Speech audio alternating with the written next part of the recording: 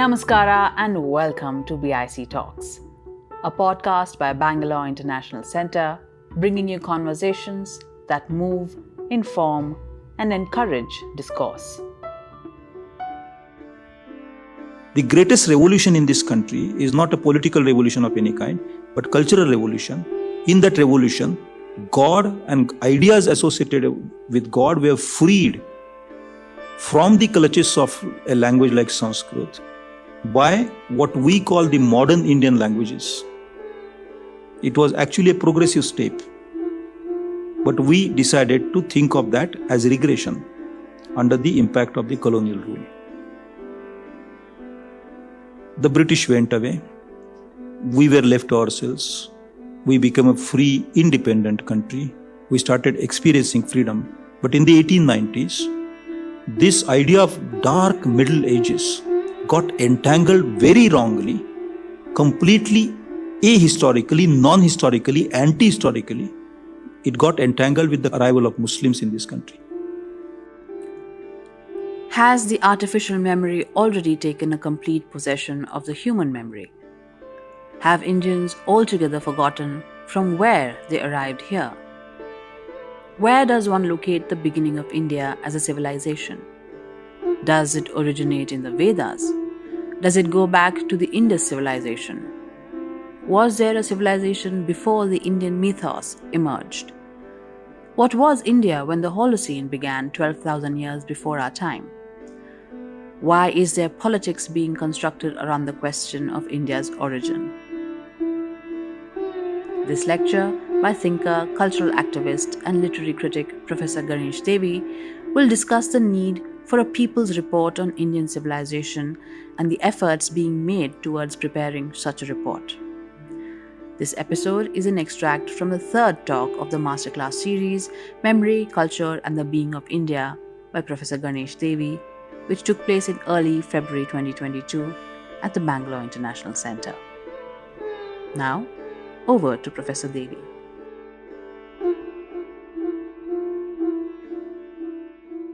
Good evening again on a day when we observe silence in memory of the death of a legend. I move from there to talking about the death of memory.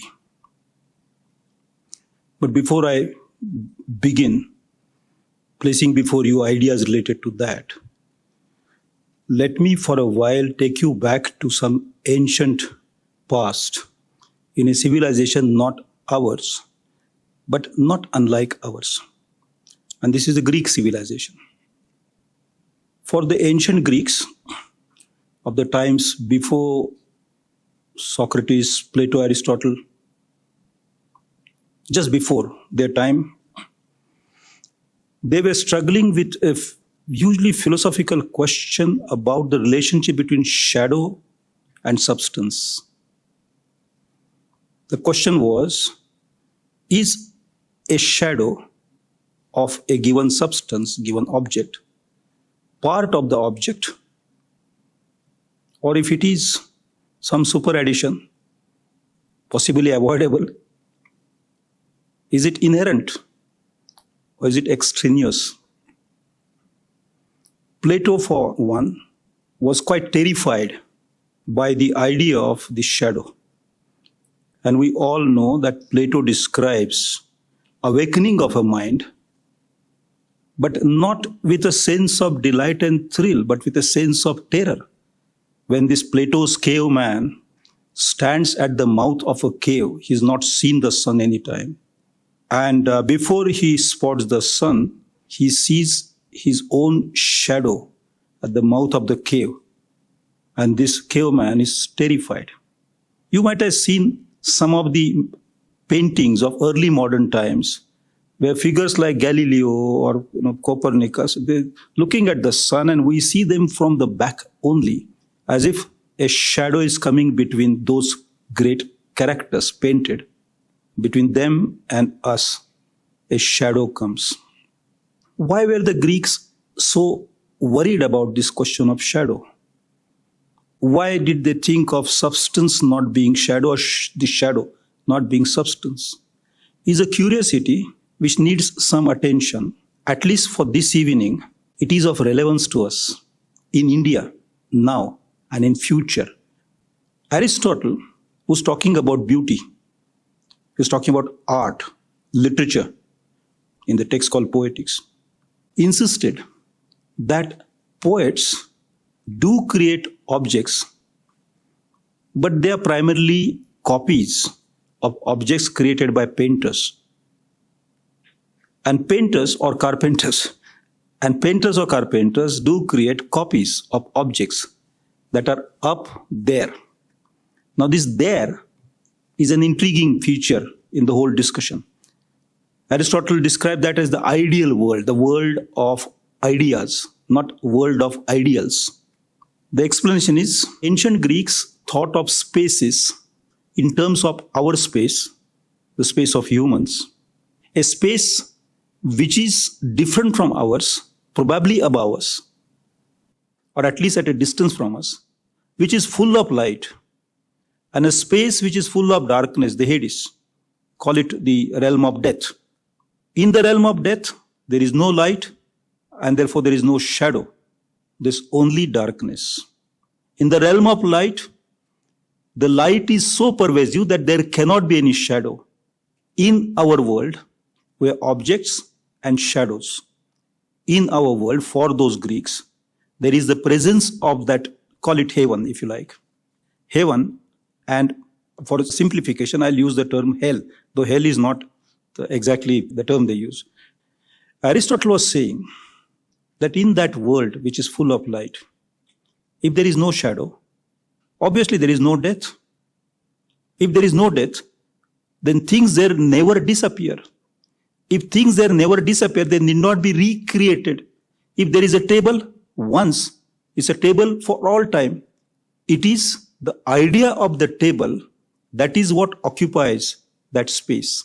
It is the idea of everything that we see in our world. Ideas of things that we see in our world are the inhabitants of that sphere, which is full of light. The ancient Greeks said, it is the world of ideas. That term idea, in that sense, has nothing to do with the way we use it now as a thought. Now, shadow, therefore, was almost a certainty of diminishing of an object in this world, in their understanding of reality. Shadow was a diminishing, shadow was a curse, shadow had to be avoided, shadow had to be kept away from substance. This philosophical view continued to dominate the thought in Europe for a very long time. And because of this domination of the idea, sullied by the notion of a shadow, they had a very specific take on the question of what is imagination and what is memory. And that's what makes that past of some relevance to us. The image for them was less real than memory. Imagination was less real than memory. This is in the Greek times. And in medieval, early Roman times, Latin times, almost to the end of the medieval ages, this notion of imagination being inferior to memory continued to dominate their thought. Imagination was seen almost as a disease, even by William Shakespeare. When he says, lovers, madmen, and poets grow in imagination, then he describes the facial expression of those who are in imagination as at par with facial expressions of insane people. Their eyes are rolling from heaven to hell. And they start giving names to airy nothings. That is, they start denying the objective reality. Now this time, not exactly in the times of William Shakespeare, but around that time, there was a tome on medicine that appeared in England. And this was Burton's The Anatomy of Melancholy. And in that book, Burton had argued that the source of evil is in melancholy. By melancholy did not mean depression as we understand it now. he also did not mean by melancholy what the Roman system of medicine would have understood. He meant by melancholy emanation of vapors from the stomach that hit the brain and put the fellow into a fit of madness. I have seen productions of Shakespeare's King Lear in Britain where this theory was used to interpret King Lear's character. King Lear, the old king we think is extremely generous, temperamental, is interpreted on stage in that production as a man hit by melancholy who loses his reason. Reason was seen as calm, melancholy as lack of that state of mind, melancholy as madness, reason as sanity. A clear distinction between shadow and substance comes down to this particular phase in European history to a distinction between sanity and insanity, reason and imagination, memory and image making. Burton meant by imagination the ability to make images. The duality between substance and shadow, the duality between memory and imagination, the duality between reason and insanity is steady all through the history of Western philosophy. The binary is the foundation. The story continues up to the 19th century and then it takes a dramatic turn. At the beginning of the 19th century, thanks to some German influence, thanks to some degree, some French influence, the English philosophers, poets suddenly start raving about imagination. Keats and William Blake said, whatever the imagination seizes as truth exists, whether is real, whether it was there or not. And memory is seen as decadent, as memory is seen as a lumber room inside the brain, where things keep decaying and therefore mistransformed, misshapen from the 19th century onward, with the print technology dominating language, with language getting reduced more to the image of speech, becoming more popular all over the world. This idea of image started attracting the European mind very powerfully. That idea developed further with other technologies such as camera technologies, cinema, and so on. And in our time, that has taken a completely different shape, but retaining nonetheless the duality which surrounded the ideas of image and memory, imagination and memory, reason and insanity, substance and shadow, and so on. I'll now turn to another element of this story and go back once again, not to the history of literature or aesthetics, but history of knowledge itself in the West. In that history, the beginning has to be made with a reference to the human body and the structure of the human brain. The human brain allows us to have experience of the world. It is an experience that our sensory organs bring to us, but the brain gathers that experience. Senses bring the experience of the world. The brain allows it to be accumulated. The brain allows it to be remembered in every sense of the term, remembered as well as recollected. It is fine as far as an individual member of the human species is concerned.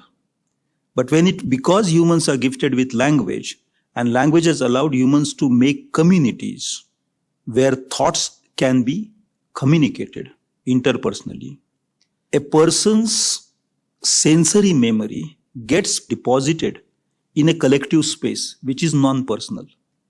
Individual members of the species relate their experiences to other members, and individual members, as nature is, disappear, they die and go away. But what is collected there remains and is passed on from one generation to the next generation. Elephants also do it. Some species of fish and honeybees do this in a big way. But one is not sure if all animals are able to pass on this collected experience intergenerationally over so many generations. There are limitations because the human brain has this structure of being a recursive brain. It can think about thought, think about thinking. The intergenerational passing of collected experience makes it necessary for the new ones who gather this memory, this experience, to remember it. And in order to remember that, we are told by historians of education that systems are created, methods of remembering are created. The technical term is mnemonics, tricks of remembering. For instance, when I was in school, my Marathi teacher who taught me physics was teaching me about color spectrum, and each color was remembered by the first letter of the name of that color.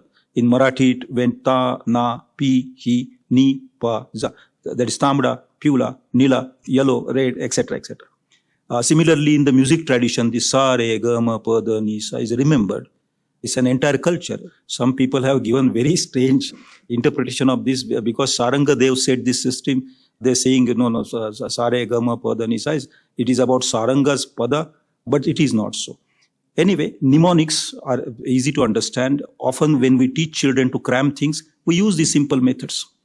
Schools, museums, libraries are all storehouses of this collected memory of, I'm not talking about the collective unconscious or collective memory that Sigmund Freud talks about or Jung talks about. I'm just talking about the collection of memories that humans have. As the accumulation of this memory increases over generations, the systems for remembering this accumulation, they get more complex. And it is out of that complexity the need to devise disciplinary classification arises. Knowledge was knowledge for humans, but over the last 7 or 8 centuries in Europe, knowledge got classified into subjects, disciplines, because different systems of mnemonics, different ways of remembering the accumulation of knowledge became necessary. And when this became necessary also became a unification of these different ways. Some Italian scholars, late Latin scholars, and some early modern European scientists really broke their heads against the wall in figuring out how to bring all these different classifications together. For instance, in chemistry, you got a table of elements, periodic table. But in botany, the classification is done differently, and in mathematics, it is yet differently. How to bring all of this together? This great challenge was taken up by Gottfried Leibniz, came up with a solution that in mnemonics, a single order mnemonics won't work. A higher order mnemonics won't work. Let's go to the best possible abstraction. And therefore, he proposed that everything in the known arena of knowledge can somehow be remembered by reducing it in terms of ones and zeros. Stringing them together infinite number of times will allow us to remember all that is possible or necessary to remember by human beings. We all know that that is, in a way, a foundational proposition for modern computing. Leibniz came up during the 17th century.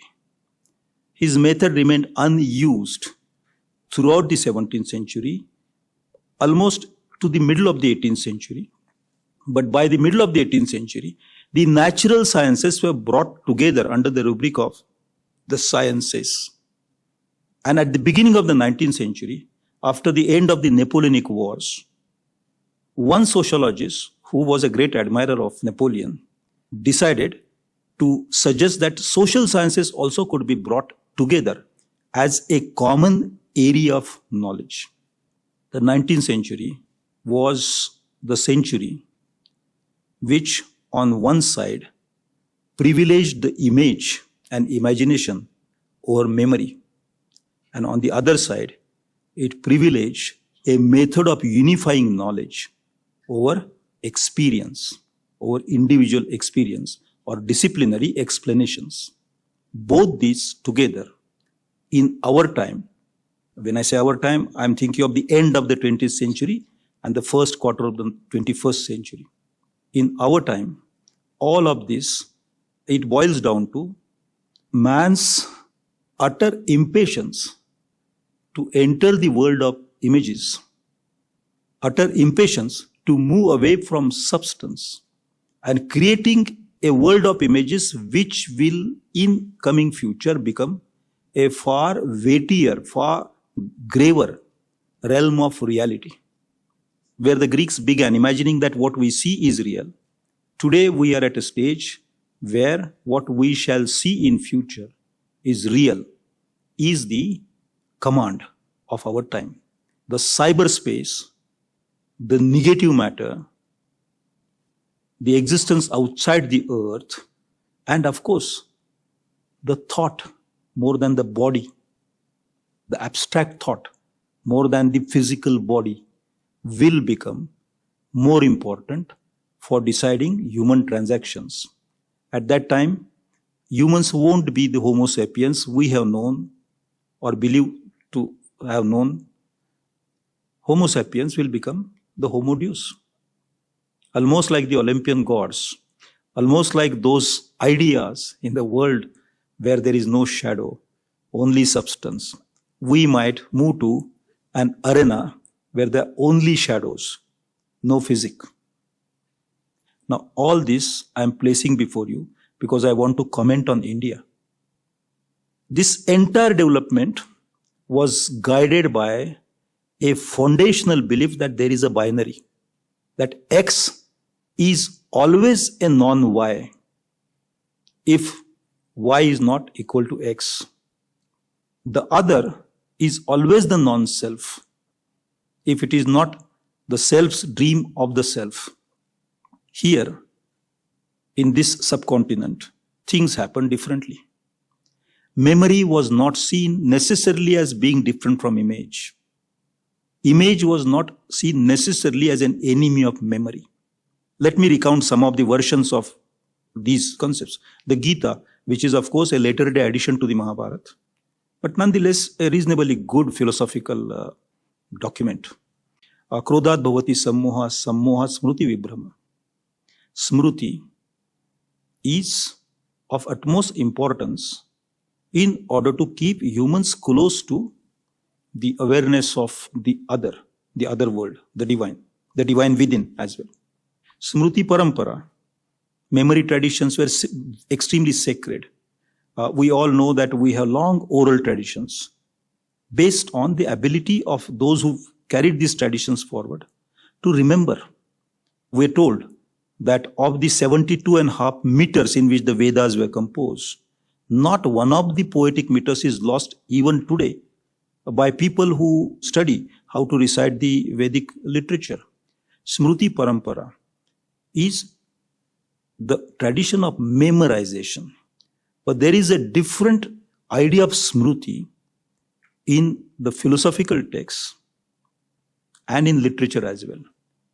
And that smruti, that idea of memory, philosophical idea of memory, which is distinct from, just as in the Western context I said sensory perception, sensory memory, that's fine. But there's a different kind of memory. Here, it is an understanding of memory which is non-distinct from forgetting, non-differentiated from amnesia.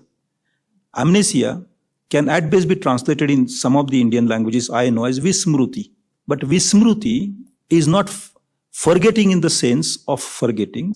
It is Vichitra Smruti. It's a wrong kind of memory. In other words, I'm saying that memory is something which just will not leave the human mind. We're all surrounded by it all the time, waking or asleep, dead or alive. And that's the kind of philosophical understanding associated with the idea of smruti in the Buddhist traditions, Jain tradition of thought, and in the Vedic and Upanishadic literature. Let me take one step forward. Is imagination seen as an enemy of memory? The answer is very clear, no. In fact, images are seen as aid to memory. For instance, Pratima Nataka is all about characters forgetting but remembering because of the experience of an image. In Kalidasa's Shakuntalam, there is this, it's a case study of amnesia. Shakuntala thinks she's married to this man, Dushyanta thinks he's not married, he's forgotten. But has he absolutely forgotten? No. His memory is recovered because of the experience of an image and memory go hand in hand. The best explanation that I find in Indian traditions is given by Kunda, the Jain thinker. We all know that memory is dependent on one's sense of time. Imagination is dependent on one's sense of space. Without images, we cannot hold the space together. If there are no objects, no images, we would not be able to make any sense of space at all. Memory, having created time, I do not know if time exists. I tend to believe that it is our creation. Once memory creates time, it starts ordering time. In these philosophical traditions that I am mentioning, time and space are brought together through a coexistence of memory and imagination. They cannot be segregated. They cannot be seen in a granular way. They are a continuous spectrum. Kunda talks of time. He's a Jain thinker, probably 3rd or 4th century. He's talking of time in terms of anu, atom. Now, atom is something that occupies space. Time does not occupy space. Kunda says that to understand the real nature of time, you must understand time only as matter, which occupies space. Time occupies space. Memory and image are together in the philosophical understanding in our part of the world. And it is therefore that many of us allowed images to represent the substance, the essence, divinity. Many of you might be image worshippers, not for nothing, because we know an image is an image, and yet we're willing to accept that it is essence. We're willing to believe that this image does not delimit what it is. That image is not a representation, but it is itself. So in Gandhi's most favorite Upanishad, Isha Upanishad, Isha is everywhere, in the shadow as well as in substance. The two are not separate. I am putting all of this very abstract stuff before you to think of where we are in terms of our memory today. I mentioned that in the Western tradition, the ideas of memory moved ahead, bringing the ideas of image. The idea of image moved ahead, bringing in the idea of complete illusion as complete reality, the cyberspace as the real. We continued with our idea of image and memory being together almost to the end of the 18th century. Irrespective of whether one was following Islam or Hinduism or Christianity or at that time or whichever sect, at the end of the 18th century, India was challenged to look at its history again, to come to terms with its past. I must quickly add that it was precisely that time when Europe also was challenged to look at its history again. And at the beginning of a scientific history was made there. The idea of history as happening through causality was brought to the center. And after Hegel, in Europe, history became a specialized area. History became a science. That specialized area of history, that specialized area of putting dots in memory together to create a continuous story required causality. That theory demanded a complete rationality as the substratum of the story. Nothing accidental could become part of that scientific history. I'm not having any contestation as far as that idea of history is concerned. I love that idea. It is an idea, as all other ideas are ideas, and I love that idea. I have nothing against Hegel, nor against Marx or Collingwood or other historians. But history became a specialized area. Life continued. On our side, the Asiatic Society was founded, and a search for Indian history began. Very often, When I was in the undergraduate days, my teachers used to say, but we Indians have no sense of history. Look at these Europeans, they know how to. We don't care for our history, etc. I don't agree an iota with what they said. I understand their unhappiness, but I am not willing to go by that argument. I am also not willing to go by the argument that the Indian sense of time is cyclical and the Western sense of time is linear. I'm going to counter that in a few minutes' time. Prior to the establishment of the Asiatic Society, was there any treatment of history in our country? And I should say there was plenty of treatment in our country. There are various ways of recounting history, telling history, writing history. We had gathered some from Turkish and Arabic sources. There were tawarikhs. We had created some through interaction between Prakrit and Sanskrit, such as the Rashtarangini centuries before the tawarikhs. We had Rajashekar, who was a Maharashtri Sanskrit scholar writing in both languages, who had written about history with many heroes and history with a single hero. We had much before Rajashekar of the 8th, 9th century, Bhartrihari, who wrote Vakyapadiya. In Bhartrihari's Vakyapadiya, this is fascinating. Allow me to share it with you. Vakyapadiya, with Bhartrihari's Vakyapadiya, he also wrote a book on how to understand that book. And there he says that imagine time to be like a flock of birds and this world like a net, and that net has caught all those birds, and suddenly one time they all fly in many directions. So the time that has gone by is not the time that has gone by only in a single direction, but in many directions. The idea, in short, is there are many paths. At another place in the same book, Bhartrihari says, time is like, you might have seen wells where you have a pulley to draw water out of wells and many pots are tied, many buckets are tied to that rope. So time is like that. That is, there is time, but you draw bucket full of time out of this continuously. So what is a cyclical time is what you draw out of a permanent time. Indian sense of time is not cyclical. This man, another place in the same text, Bhartrihari says that time is like a road on which wayfarers are walking. The wayfarers can go from one end to the other. The road remains where it is. So time is steady. We either go ahead or do slow or fast. There are many, many ways in which Bhartrihari imagined the past. For him, there were many paths. And indeed, in many Indian languages, there is a prolific provision of the past tenses, making Indian mind capable of grasping several paths at the same time. I am saying that here is a civilization which combines many paths in its sense of time and combines image as being non-separable from memory, imagination non-separable from memory. Such a civilization experienced the creation of the Asiatic Society. Now the people who had come from England wanted to do a decent job with a country which they wanted to rule. It's not their fault.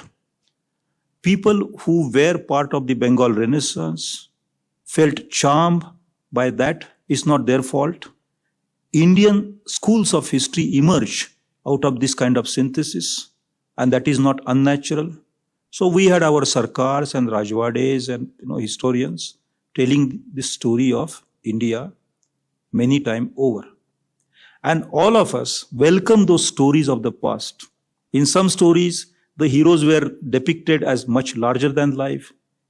In some stories, fantasies are brought to bear upon the actual course of past. For instance, we often been told that Ashoka was a very violent man, and then it became very peaceful. A Buddhist, an emperor, having established an empire. Who knows, maybe that is depiction of Ashoka from a Brahminical point of view, because Brahminism drove Buddhism out.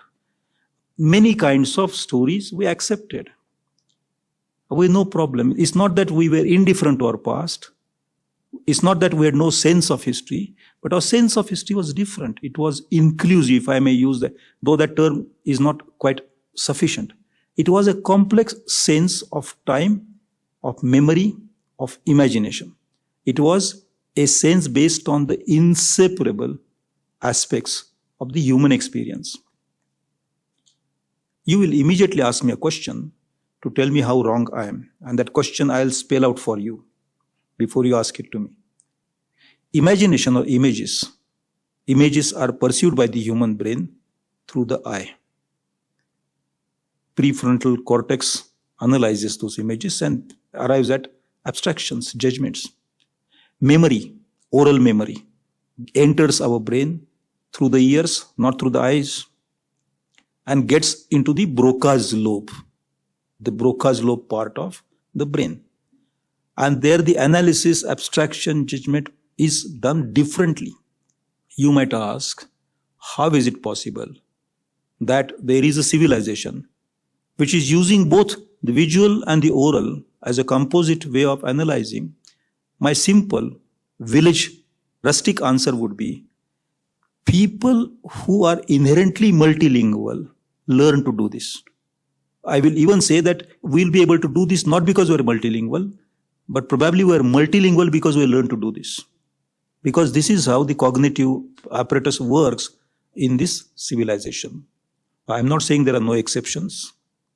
That would be far from truth.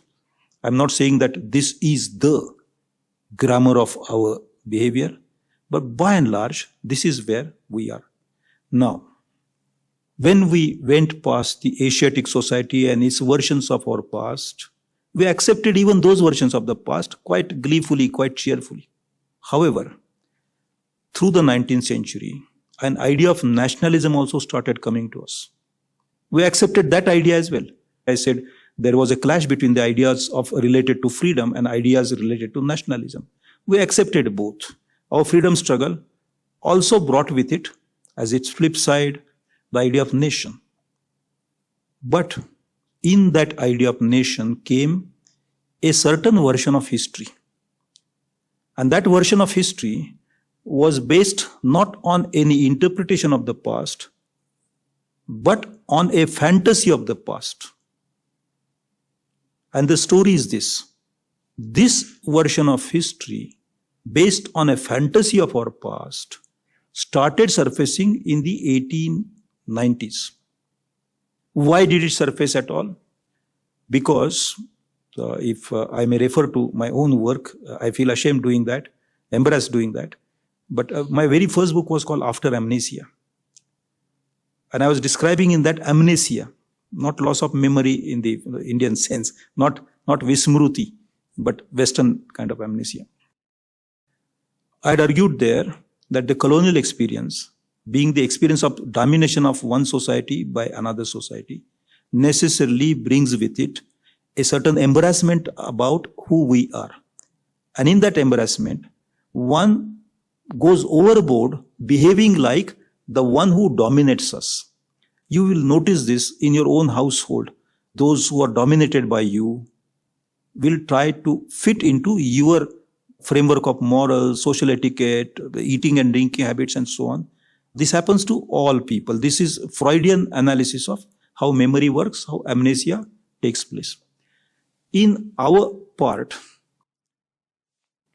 after the arrival of the British and the creation of this Orientalist institution called the Asiatic Society, at its inception, at the inception of Asiatic Society, we are told that from the 11th century onward, India has been in a steady decline.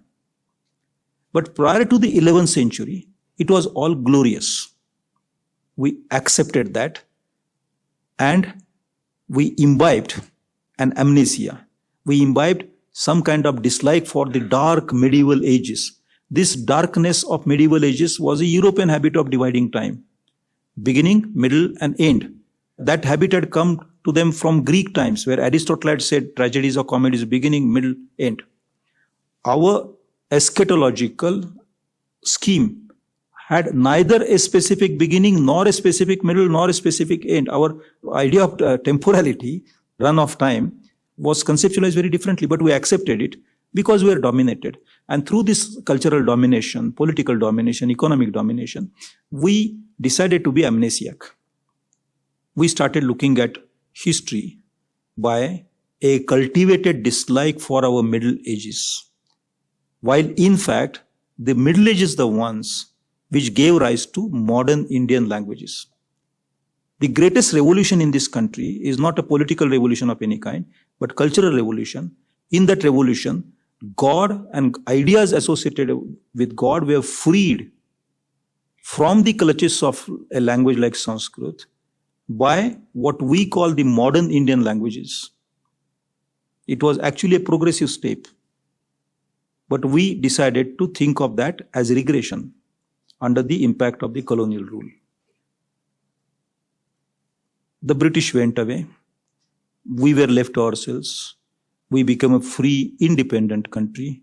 We started experiencing freedom. But in the 1890s, this idea of dark Middle Ages got entangled very wrongly, completely ahistorically, non-historically, anti-historically. It got entangled with the arrival of Muslims in this country. Look at the entire history of how Islam spread in India, what they did, if they came from outside, what they did here. And you'll find that this anger, this contempt for what Muslims did to India, they are not well founded. I can give you one instance. Please consider it. Very often we are told that Raja Shivaji Chhatrapati, Shivaji Maharaj, was a Hindu Rashtraman.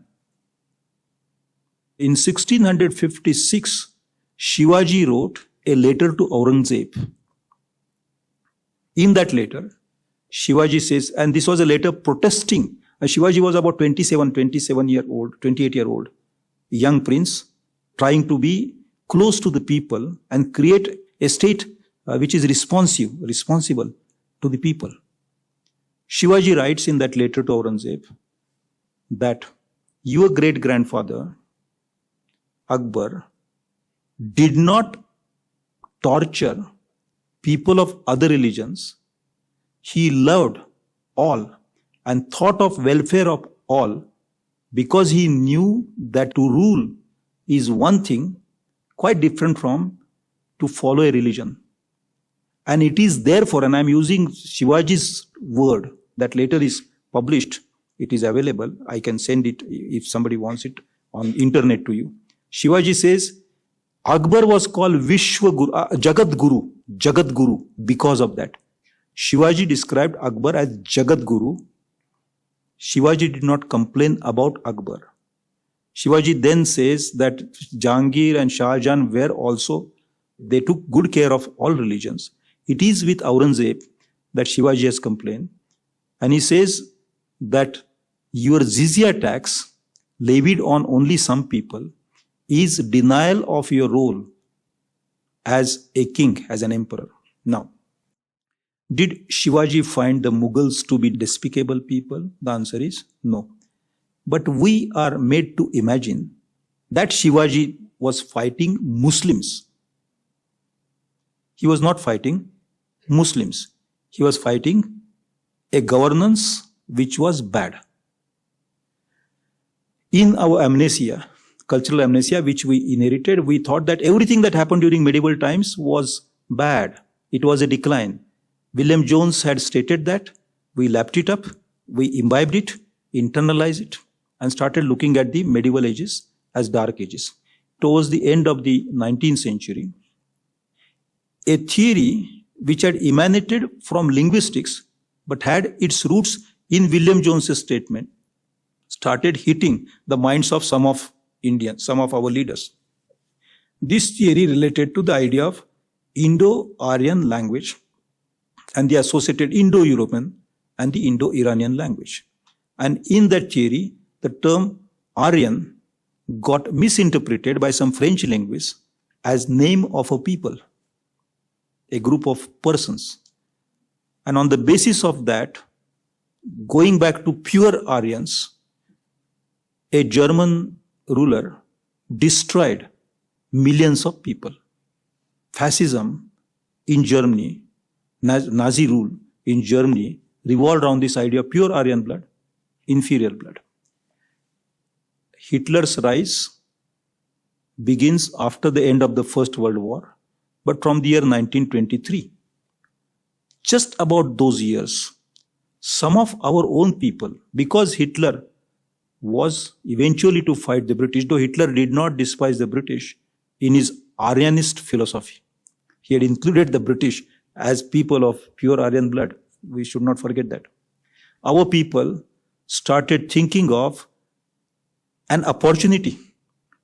The opportunity was, if Aryans really belong to India, and if this pure Aryan blood is a great idea, then the dark medieval era is an insult to that idea, and let us hope to recover that greatness. All of it was non-scientific, non-historical, and completely esoteric, completely in disagreement with the personality of India and Indian civilization. Fortunately, that idea did not have much of a role to play here, because between Hitler and Mussolini, they had established to the rest of the world that the idea itself was terrible. In the last 30 years, the rise of illusion as reality has brought into play, in a very big way, memory of a different kind. And it is memory of a machine, the artificial memory. Because that world of illusions is governed by artificial memory, machine memory. Your cyberspace is completely held together through non-human, not natural memory, but artificial memory. Now, artificial memory works mostly like natural memory, except that the artificial memory does not have memory of its origin. A machine does not know when it was born, unless it is programmed, unless somebody tells that, oh, this is your date of birth. Human memory allows many layers of remembrance, many ways of recollection, many plays, many games with what was remembered, many imagined interactions between what was and what is. The machine memory is trying to get close to that, but has not yet come close. However, the use of the artificial memory has allowed the ruling elite in most parts of the world to use that memory for surveillance over people. The death of human memory, the rise of imagination or image, and surveillance through artificial memory have together put a death knell in the idea of democracy. This happened in Turkey, this happened in Spain, this happened in China, this happened in Russia, this has happened in the United States, and you please decide if it has happened in India or not. It is your choice. A Trump is a child of this long history. This artificial memory today is a weapon against people. It is a weapon against the idea of democracy. However, democracy may be able to rescue itself. Let me add how. There is the rise of a new philosophy of democracy in many parts of the world. This new idea is coming primarily from Australia, partly from the United States, and it is very much present nascently in our thoughts, and with young people like Greta, the Swedish girl. It is a cosmocracy, not just thinking of humans, but thinking of all animals, all species, plant life. And this is because an ecological emergency is accepted by people. So probably democracy may fade, cosmocracy may come in. There would be representatives of elephants, horses, donkeys, bullocks, cows, etc. in the parliament. And why not? Representatives of plants, flowers, why not? Representatives of ants, birds, why not? Because we belong to the earth does not belong to us. At the end of the day, we are creatures of the earth. Democracy may rescue itself. But the artificial memory helping the rulers in our country, specifically in our country, also in South Asia, also in countries range from, let's say, Iran to Indonesia, this part of the world. The change in memory culture is reducing our common heritage of what was remembered to a trash. We are being forced to be unlike who we have been in the past, whether colonized or free, whether attacked or attackers. whether forgetting people or remembering people, whether having sense of history or not having sense of history. We have been in the past people with a multiple sense of memory, multiple sense of time, multiple sense of space. And in that multiplicity, we learned how to be, how to live in a oneness of time and space, memory and imagination. Today, we are being forced to assume a different personality. Today, we are being told that if we do not hate Muslims, we are not Indians sufficiently. Today, young ones are encouraged to feel that they can put women on auction in that cyberspace because they belong to some other religion. Today, a mob can be exempted from punishment if the mob chooses to lynch a person belonging to a particular religion. I think this politics, this idea of who we are completely a deviance from who we are, who we have been, what our idea of India has been. My fear is not about democracy. My fear is about the loss of civilization. In death of memory, we might lose our civilization. Please consider it. Thank you. Thank you for staying on for the full conversation. If you liked what you heard, please share it with family and friends. You can also leave us a review on iTunes or Apple Podcasts. The crew that makes these podcasts possible are Gaurav Krishna and Ishan Gupta on sound supervision and production, with support from S. Sarvanaraj and Raghavendra Tenkaila. Artwork and design is by Chandni Venkataraman of Crisscross Design Studios. Don't forget to subscribe to our channel on your favorite podcast platform. It can also be accessed on our website, bangaloreinternationalcenter.org. Do follow us on Instagram, Facebook, and Twitter to get regular updates on our programming. This is Lekha Naidu signing off on behalf of everyone at BIC.